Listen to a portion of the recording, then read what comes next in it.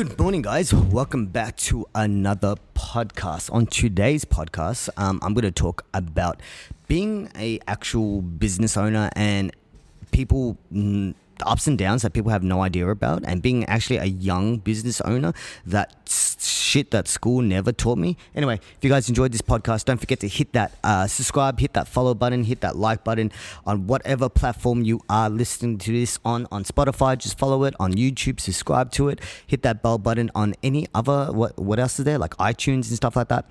But anyway, let's start off. Okay, so I'm currently owning, like 5 different types of businesses, and the most hardest thing that people don't understand is that everything that I learned in school about businesses did not do anything for me. Like, I didn't do a uni course. I didn't do some business management course that actually gave me the right tools that I needed. Even the maths in general, like, I don't even use any. Like, when did I ever need to dissect a frog anytime soon whilst being a business owner? And like doing taxes and stuff like that, no one teaches any of this. This is like straight up, you just jump in the deep end and you sort of just sink or drown, or you float.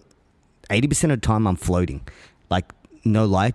Like, people think it's very easy, it's successful. Being a young entrepreneur is nice. No, it's stressful as hell. Like, from the very first get-go, we didn't have this warehouse. We didn't have everything we do have now.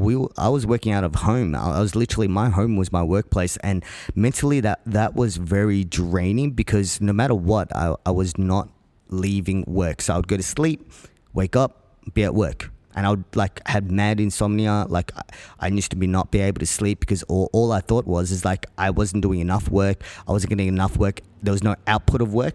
But then a year later, I opened up the sneaker laundry, and like, what you guys don't understand is that this is not something to be proud of, and this is a sacrifice that you need to do. Is you don't get paid. You personally do not get paid.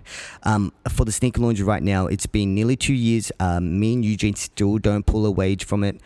So everything else needs to make money. For example, my clothing brand needs to make money. My air freshener business needs to make money. My social media company needs to make money. Like, I need to find other sources of income to actually make the sneaker laundry still work for me, because if I was just solely relying on sneaker laundry, I don't know where I would have income from. But at the same time, what you guys don't know, as being a business owner, for the first year, non-stop, 365 days, depending if it's a leap year or not, I was working at the sneaker laundry from before open to after close. Like, me and Eugene were doing 12-hour days every single day. Like, being a business owner is not flashy whatsoever. Like, you guys don't know that we were cleaning the shoes, we were serving the customers, we were mopping the floors, any renovations that needed to get done, any building that needed to get done, we were doing it just to cut costs, save money. And even all the money that we saved, we literally put it back into workers, full-timers, and we try to put every single dollar and cent back into the business, which is insane. Because currently now we're holding over maybe like $100,000 worth of stock. So the sneaker laundry stock, we're well stocked. We're stocked in Sydney. We're stocked in all 3 of our other stores as well: our High Point store, our Melbourne store, and our second Sydney store, and also our online store as well.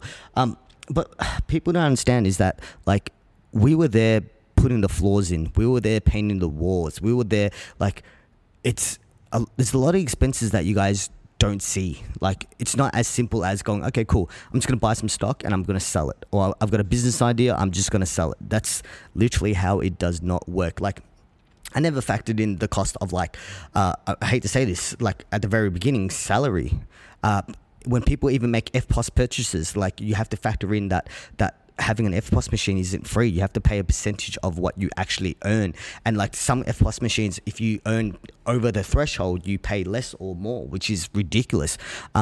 And then at the same time, having float, always having cash on hand so people can get change. Even the small things like having printer rolls, printer labels. So like, even those little rolls that the FPOS machine prints out when you give them FPOS receipts, like, you there's so many bits and bobs that people actually don't understand, that how much work and effort it goes into it. Like, it was all such a learning experience for me, and any experience that I can possibly even just give you guys some sort of hand. Like, you just need to factor in every single point. Like, so ridiculous. Like, pens, pencils, rubbers, rulers, like chairs, tables, like storage containers, every single little bit of it. Like, you just got to factor it all in. Like, I thought it was going to be a cheap thing to open a business. I really did. Like, I was so naive about it.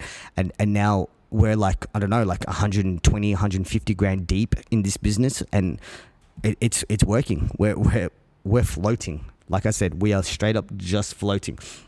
And there's a lot of things that, like, you guys don't know, that, like, it's hard. Like, being a business owner is hard to hire people. It's hard to fire people. What I learned is, when you hire people, it's a guess.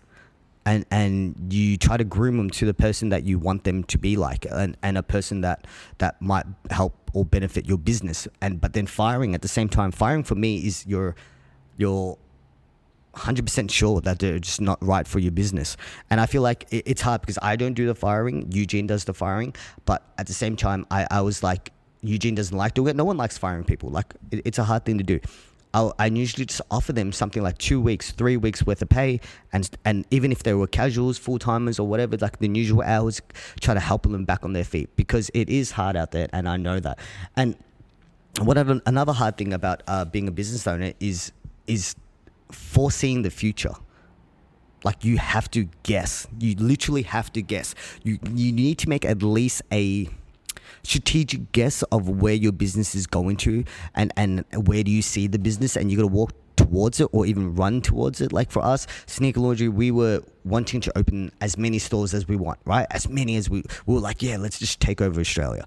But then when the third store started opening, we were like, you know what, this is not the correct way to do it. So that's why we ended up closing one store, but then we reopened another store on a different sort of platform, because opening stores are not cheap. Renovations, fit out, all that kind of stuff is not cheap. And then we found the perfect plan. It's taken us 2 years to figure out, okay, cool, this is the right direction that Sneaker Laundry wants to go into.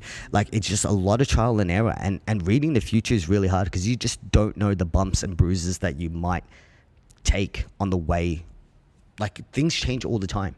Things really, really change. Like, you guys don't understand. When we first opened up the Sneaker Laundry, it was literally just going to be a service only. So we would only just clean shoes. That is it. There was no restorations. There was no products. There's no nothing. We were like just going to use like Jason Mark or something like that. Like, I really don't know where we would be without our own product line, our own anything. Like, it's so strange. That's something that so little made our business grow even quicker than usual. And there's one thing that I like to say, it's hard. Like, I'm going to bring back onto the point of time management. Time management, like, as a sole provider of yourself, as being someone that you only depend on yourself, your time management skills need to be on point. Like, I haven't figured it out until recently. I really have not figured it out. Like, I've been doing this for years now, and now I finally sort of structured myself to a point that I understand that I need to be better with my time, because like I tell everyone this, we are the only species that sort of understand what time is. Like, we know there is a tomorrow, we know there's a next week, we know there's a next year. Like I said, like, pretend going home right now and teaching your pet what tomorrow is. Tell them that, hey, you'll get fed tomorrow. They won't know that. They'll give you puppy eyes, they'll probably starve, and they won't know that they will get fed by tomorrow. And that's the thing. That's literally that in a nutshell. We abuse sometimes time. We always put things aside knowing that, hey, we'll just get it done tomorrow. But being your own boss, that is even harder, because every day you just seem like you're just working. You're just working. You sort of doodle, you sort of like get sidetracked. But it's the hardest thing, because I realized this a couple of days ago, is that you need to be the boss of yourself. So you need to keep yourself held accountable, have the correct responsibilities. And like now, like, I've set a time that, cool, I come into the office at 12, I don't leave until 9, and I don't bring any work in or out of the office. So it stays all here. So there's no bad mentality when I go home, and I know what I need to do, and that's the time limit. Like, I just need to smash out as much work as possible. I need to keep up to date with my calendars. I need to keep up to date with my time management. So, like, what you guys always already know, if you guys watch my vlogs, is that I try to keep a month or 2 months ahead, so I can keep planning, keep being ahead of time. Just because if I do slack off for a day, 2 days, even if I have a week off, I'm okay. I'm not always on my heels running. Now I'm sort of backpedaling. Now I'm sort of just enjoying. I'm not saying I'm enjoying life. I get to sort of just do more things that I like, it is a plus for the mental state of mind, to be honest.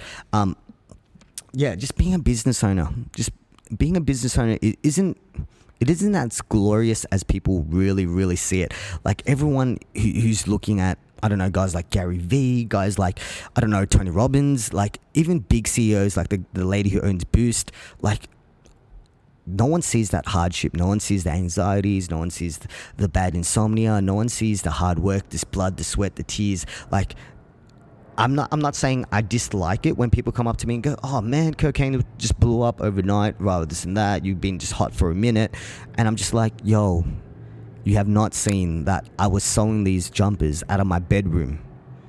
You do not see that I was sewing jumpers for 12 hours straight. You don't see that I pack orders for 24 hours so customers can get their orders the next day. Like, there's so much that people don't see. It's all like I wish I could show you guys everything that goes on, and you're going to be like, it's not made for everyone. It's really, really not made for everyone. Like, you just got to understand that your mental health being needs to be great. Like, I don't push young entrepreneurs on anyone. Like, I don't want everyone to be like, you know what, I can open up a business. Some people are just not made for it. Really. I hate to say it. Some people are really, really just not made for it. Like, it's taken Philly like a year or 2 years just to even start having that mentality. And it's taken me nearly 4 to 5 to even just get my time management right. Like 80% of the time, I'm literally just working on the fly and just thinking on my feet. And now I don't need to. Now I've thought on my feet for long enough that I'm 2 to 3 months ahead of work, which is great. And that gives me the opportunities to open more businesses, which sounds insane, sounds stupid. But what you guys don't understand is that being a business owner for me, it was a hobby. It was a hobby more than anything else. So like, some people like shooting basketballs, some people like playing games, some people like Fortnite, whatever, right? But for me, it's about owning businesses. It's about the trades. It's about the hustle. Like, I do it for the griminess of it. It sounds disgusting, but I like being the underdog and being dirty and like working hard. Like when people say to me, like, dude, you work hard, I'm just like, I don't think you understand how hard I actually work.